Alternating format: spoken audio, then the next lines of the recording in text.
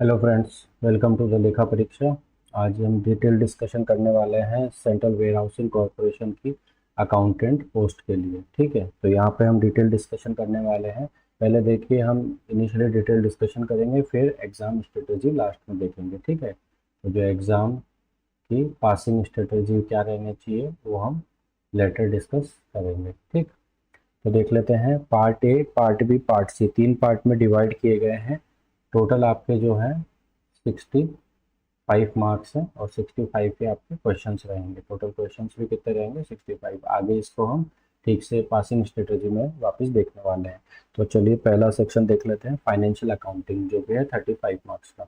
देखिए पहला टॉपिक इसमें क्या है, Indian accounting standard, Ind ASs notified by the MCA. ठीक है, तो यहाँ पर जो नोटिफाइड है आपके से, है ना, तो नोटिफाइड इंड एयर्स आपको पढ़ना है। अच्छा, कितना पढ़ना है? देखिए, आपको एटलीस्ट नेम्स तो सभी के याद होने चाहिए, है ना। ऑल इंडियंस के आपको नाम याद होना चाहिए और ब्रीफ आपको नॉलेज होनी चाहिए। ठीक है, तो ब्रीफ नॉलेज होनी चाहिए और नाम आपको याद होना चाहिए। उसके बाद बात कर लेते हैं आपका accounting process and gap. Second क्या है आपका? Accounting process and gaps. इसके अंदर आपका क्या आ जाता है? जैसे जनरली एक्सेप्टेड अकाउंटिंग प्रिंसिपल है, इसमें आपके आ जाते हैं अकाउंटिंग कॉन्सेप्ट्स। ठीक, अकाउंटिंग कंसेप्ट्स, कन्वेंशंस। ठीक, उसके बाद आ जाती है fundamental accounting assumptions. Fundamental accounting assumptions, ठीक है। ये तीन चीज़ें जो बेसिक है हमारी, कौन सी? हमारी 11th क्लास की, वो आपको देख लेनी है। उसके बाद सेकंड टॉपिक है हमारा accounting of income, expense, assets and liability, यानी कि इनकम, एक्सपेंस, असेट्स, लायबिलिटी, इनसे जो रिलेटेड इंडेयर्स है, रिलेटेड इंडेयर्स है, वो आपको एक बार देख लेते हैं। कि जो असेट्स है, जैसे कि आपका प्लांट मशीनरी जो होता है ना, प्रॉपर्टी, प्लांट, इक्विपमेंट, पीपी, है ना, इंडेयस 16। तो जैसे इंडेयस 16 आप ठीक से देख लीजिए, रेवेन्यू रिकॉग्निशन ठीक से देख लीजिए, लाइबिलिटीज़ के लिए रिलेवेंट एएस देख लीजिए। ठीक, उसके बाद बात करते हैं प्रिपरेशन ऑफ बीआरएस। तो अब बीआरएस सभी एग्जाम में लगभग ये पूछा ही जाता है, तो इसमें कोई स्पेशल बात नहीं होनी चाहिए, ये आपको देख लेना है और बेसिक्स ही है, ये आप 12th क्लास का देख लीजिए। उसके बाद बात करेंगे रेक्टिफिकेशन एंट्रीज। ठीक है, ये भी आप 12th क्लास की देख लीजिए, जिसमें हम टाइप्स ऑफ एरर, है ना, टाइप्स ऑफ एरर्स, उनके जो इफेक्ट्स होते हैं, ठीक, और उनको फिर हम कैसे रेक्टिफाई करते हैं, ये सब चीज़ें, तीनों चीज़ें इसमें देख लीजिए। ये टॉपिक हो गया। उसके बाद cash flow statement, cash flow statement देख लीजिए, है ना। उसके लिए आप इंड एस 7 को आप डिटेल्ड में पढ़ लीजिए, वो आपका कवर हो जाएगा।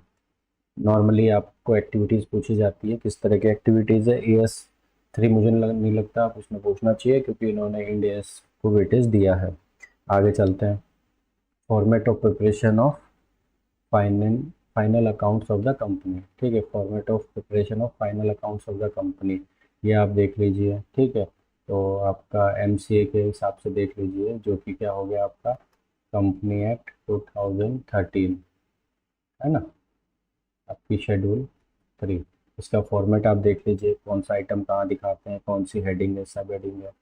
बैंकिंग ऑपरेशन देख लीजिए, जिसमें आपका ट्रांजैक्शन अकाउंटिंग हो गया, है ना, लोन्स का पेमेंट, इंटरेस्ट हो गया, है ना, विड्रॉल्स हो गया, इनकी अकाउंटिंग देख लीजिए, है ना। बैंक अकाउंट कैसे मेंटेन किया जाता है, थोड़ी उसकी थ्योरी पढ़ लीजिए। फिर उसके बाद पेरोल अकाउंटिंग, ये थोड़ा नया कॉन्सेप्ट इन्होंने डाल दिया है, बट बेसिकली ये हम सबको आता है। ये जैसे आप वेजेस पेमेंट करते हैं, सैलरी पेमेंट करते हैं, उसके अंदर डिडक्शंस क्या क्या होती है, डिडक्शंस होती है हमारी ईपीएफ, है ना, ESIC, income tax, other deductions, ये सब काटते हैं। उसके बाद हम क्या करते हैं, डिपॉजिट कर देते हैं। तो टीडीएस की क्या एंट्री होनी चाहिए, है ना, ईपीएफ की क्या होनी चाहिए। ईपीएफ में जैसे दो पार्ट हैं आपका, वॉलेंट, एक सेकेंड, कंट्रीब्यूशन हो गया, ये कंट्रीब्यूशन हो गया आपका मेंबर का, और ये हो गया आपका कंपनी का।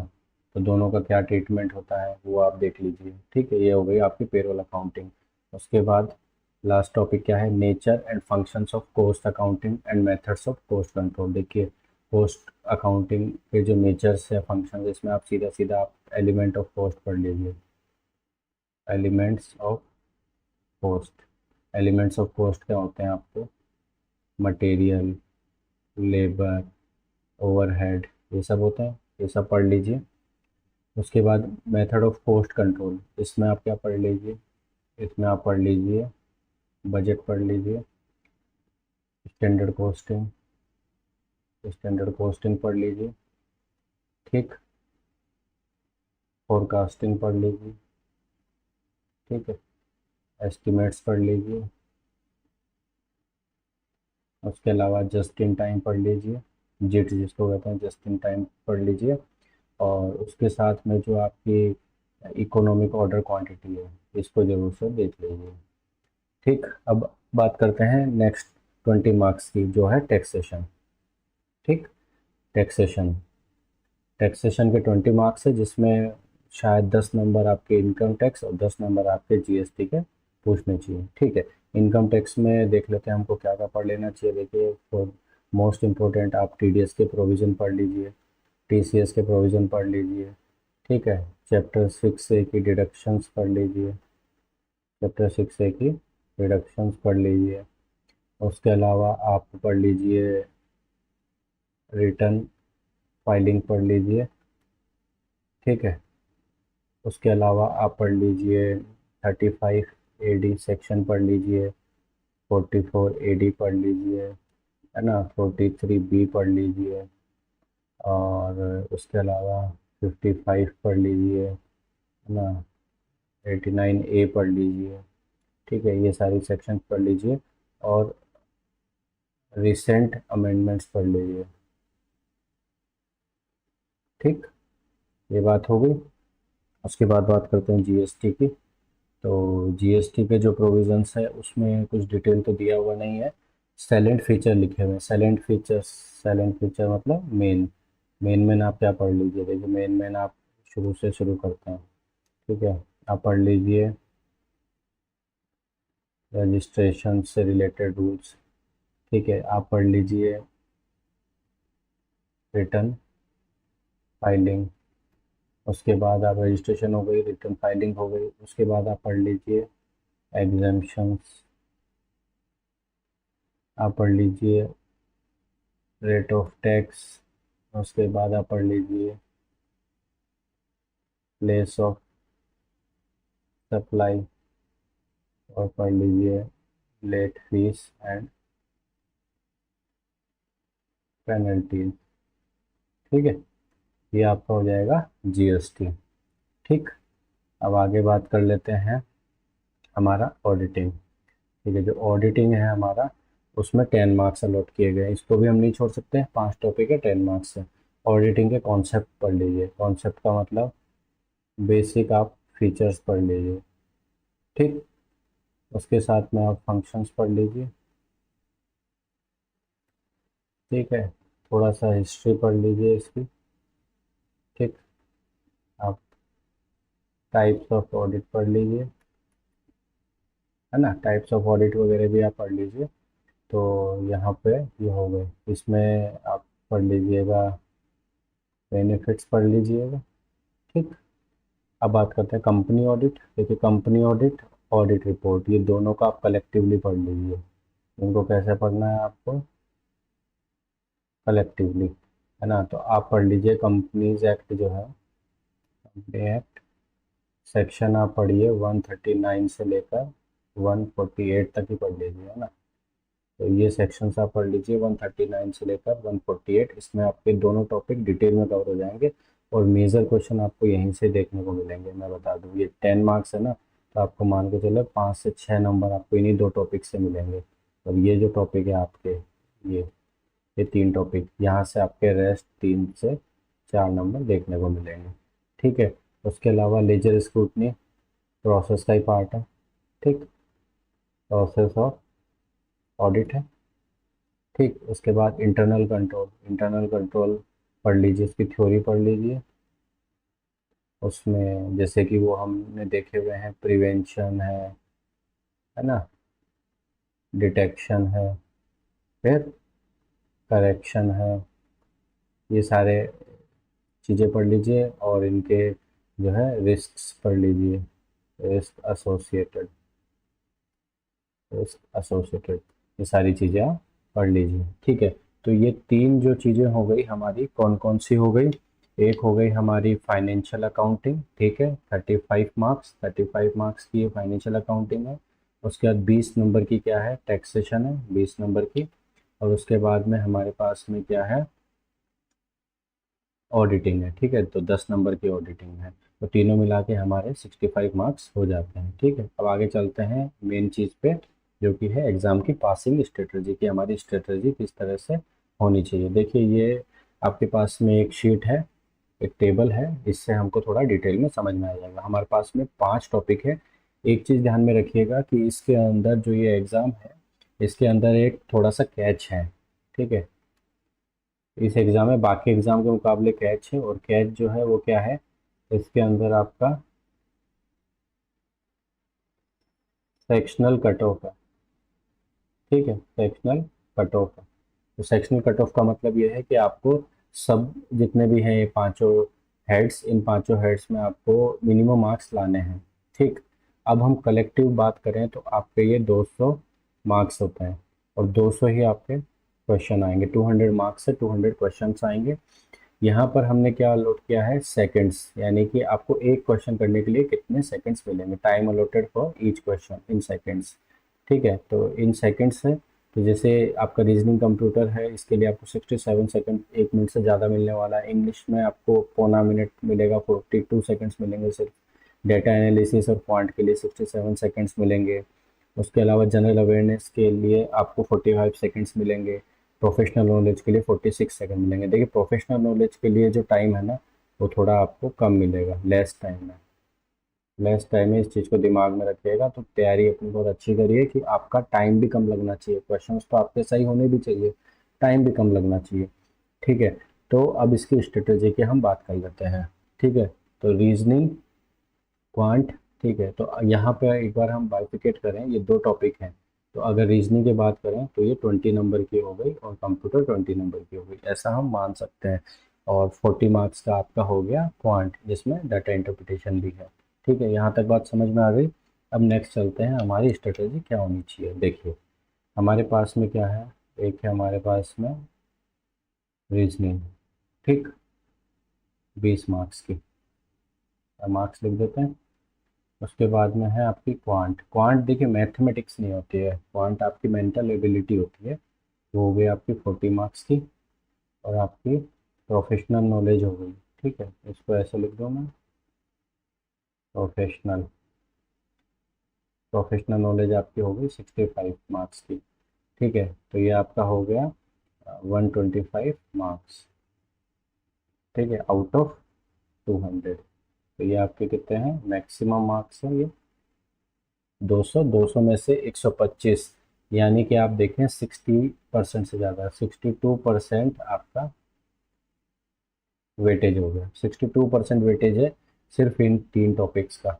ठीक है, हालांकि इसके अंदर में भी सेपरेट टॉपिक्स हैं, ठीक है, ऐसे इनमें भी सेपरेट टॉपिक्स हैं, लेकिन अगर हम ग्रॉस टॉपिक्स की बात करें तो ये हमारे पास में तीन टॉपिक्स बनते हैं, जिनका वेटेज कितना है, 62% वेटेज है। तो हमको इन तीनों पे पहले फोकस करना है। अगर ये तीन हमारे कंप्लीट अच्छे से हो जाते हैं तो हमको कोई भी टेंशन नहीं होने वाली है। ठीक है, आगे थोड़ा और डिस्कशन कर लेते हैं नेगेटिव मार्किंग के बारे में। नेगेटिव मार्किंग, नेगेटिव मार्किंग क्या है, 1/4, यानी कि एक क्वेश्चन गलत होने पे आपका कितना कटेगा, 0.25 मार्क्स कटेगा, 0.25 मार्क्स कटेगा। वेटेज की बात कर लेते हैं आपका। देखिए, इन्होंने सेक्शनल तो आपको नहीं दिया है, बट एग्ज़ाम में जो टोटल मार्क्स हैं, ठीक है, टोटल मार्क्स जो है उसमें आपका है 60% मिनिमम क्वालिफाइंग। तो मिनिमम क्वालिफाइंग है आपका 60%। और आपका जो इंटरव्यू है, इंटरव्यू इंटरव्यू के अंदर में आपका मिनिमम है 50%। ठीक है, ये हो गया आपका मिनिमम क्वालिफाइंग भी मैं जनरल के लिए बात कर रहा हूँ, है ना, जनरल कैटेगरी। तो आपको ये वेटेज को ध्यान में रखना है कि आपका 60% जो है वो मिनिमम पासिंग मार्क्स है एग्ज़ाम में, और 50% पासिंग मार्क्स है आपका इंटरव्यू में। अब वेटेज की बात कर लेते हैं, ठीक है। जो वेटेज है, हाँ, ठीक है, वो है आपका ये एग्ज़ाम, ये आपका इंटरव्यू, ठीक है। यहाँ आपका वेटेज है 85%, यहाँ आपका वेटेज है 50%। और टोटल मार्क्स कितने थे हमारे? टोटल मार्क्स थे हमारे एग्ज़ाम में 200, और इंटरव्यू में है टोटल मार्क्स 100। तो 85% इसका वेटेज है। तो 85% के वेटेज के हिसाब से कितना हो गया ये? 170 मार्क्स, ठीक है। 15% इसका वेटेज है, ये हो गया आपका 15 मार्क्स। तो टोटल वेटेड मार्क्स कितने होंगे आपके? 185। 185 क्या है आपके वेटेड मार्क्स? वेटेड मार्क्स हो गए आपके 185। इस 185 में से आपके मार्क्स देखे जाएंगे। जैसे कि मान के चलिए फॉर एग्जांपल, आपने क्या किया, आपने एग्ज़ाम में 200 का है पेपर, तो आप लेके आए हैं 120 आउट ऑफ 200। तो ये तो आपका मल्टीप्लाई हो जाएगा 0.85 से, ठीक है। और 60% मिनिमम है, वही हम लेके चल रहे हैं। और इंटरव्यू है, इंटरव्यू में आप लेके आए 50 आउट ऑफ 100, ठीक है। तो ये मल्टीप्लाई हो जाएगा 0.15 से। तो इसका जो टोटल होएगा, ये जो टोटल है, ये आपका सिलेक्शन तय करेगा, ठीक है। तो आप ये चीज़ को भी थोड़ा सा ठीक से समझ लीजिए कि क्या इसका पैटर्न रहने वाला है, क्या नेगेटिव मार्किंग है, क्या वेटेड एवरेज ये लगाने वाले हैं। तो इस चीज़ को ठीक से देख लीजिए। और सेक्शनल कट ऑफ है, इसको मत भूलिएगा। इसके अंदर जो कैच मैंने बताया, सेक्शनल कट ऑफ है। तो यहाँ पे सेक्शनल कट ऑफ दी नहीं गई है, लेकिन अलग अलग जगह अलग अलग सेक्शनल कट ऑफ काम करती है। जैसे मान के चलिए, यहाँ है ना, ये जो आपका प्रोफेशनल है, यहाँ आपकी कट ऑफ हाई जाएगी, ठीक है। जनरल अवेयरनेस में आपकी कट ऑफ नॉर्मली लो जाती है, इंग्लिश में आपकी कट ऑफ जो है लो जाती है, डाटा इंटरप्रिटेशन में आपकी एवरेज जाती है, क्वांट और कंप्यूटर रीजनिंग ये जो चीज़ें होती है यहाँ आपकी हाई जाती है। यानी कि आपकी एक ये जगह रीजनिंग कंप्यूटर, कौन सी? ये जगह रीजनिंग कंप्यूटर, और दूसरी जगह प्रोफेशनल नॉलेज। यानी कि ये जो दो जगह है ना, यहाँ पे आपकी जो है हाई जाने वाली है सेक्शनल कट ऑफ। तो इसलिए मैं बोल रहा हूँ, आप इसको अच्छे से तैयार करिए, इसको अच्छे से करिए और इसको अच्छे से करिए। आपका ये 100% क्रैक हो जाएगा। ये 100% पासिंग की स्ट्रेटजी मैं आपको बता रहा हूँ, ठीक है। अब आप इसके लिए तैयारी करिए। मेरे ख्याल से ये जो एग्ज़ाम है आपका, मोस्ट प्रोबेबली जो है ये एग्ज़ाम हो जाना चाहिए 30 अक्टूबर से पहले हो जाना चाहिए। और आपका जो इंटरव्यू है वो तकरीबन तकरीबन हो जाना चाहिए दिसंबर से पहले, है ना। दिसंबर 2023 से पहले ये एंटिसिपेटेड है ऐसा। बट आप इसको इसी तरह से तैयार करिए। जो टॉपिक्स आपको बताए हैं, ये सारे जो टॉपिक्स है ये आप अच्छे से तैयार कर लीजिए। एटलीस्ट इतने टॉपिक तो आपको अच्छे से आने चाहिए। और उसमें जो ये वाले टॉपिक्स थे आपके अदर देन सब्जेक्ट, यानी कि 5 के अलावा जो 4 हैं, तो 3 को हमको पहले फोकस करना है। और इनमें भी आप क्या कर सकते हैं, ऑनलाइन आप यूट्यूब में देख सकते हैं। यूट्यूब में बहुत फ्री में आपको कंटेंट अवेलेबल है। आप reasoning, data analysis, quant, English सब तैयार कर सकते हैं। आप एक बार के लिए जीके छोड़ दीजिए, ठीक है। जीके जो है ये हमारे जो है लास्ट में करिए, है ना, एकदम एट लास्ट करिए। ओके। तो wish you all the best. आप अच्छे से इसके लिए तैयारी करिए और देखिए आप कहाँ पे कम कर रहे हैं, कहाँ पे ज़्यादा कर रहे हैं। इंटरव्यू के बारे में अभी मत सोचिए, और आप पहले एग्ज़ाम के बारे में सोचिए। एग्ज़ाम पास होगा तभी इंटरव्यू के लिए क्वालिफाई करेंगे। अच्छा हाँ, एक और बात, इंटरव्यू का जो रेशियो इन्होंने रखा है वो 1:5 रखा है। 1:5 है फॉर इंटरव्यू। फॉर इंटरव्यू है ये 1:5। यानी कि एक पोस्ट के लिए 5 लोग बुलाएंगे। 24 आपकी पोस्ट है, तो 24 पोस्ट के लिए आपके कितने हो गए हैं? 120। यानी 120 कैंडिडेट को ये मौका देंगे, ठीक। 120 कैंडिडेट को मौका देंगे। तो ये आप देख लीजिए किस तरह से आपको प्रिपरेशन करनी है। टॉपिक्स आपको ये सब कवर करने हैं हर हालत में। Okay, best of luck. मिलेंगे नेक्स्ट वीडियो में। Thank you, bye bye.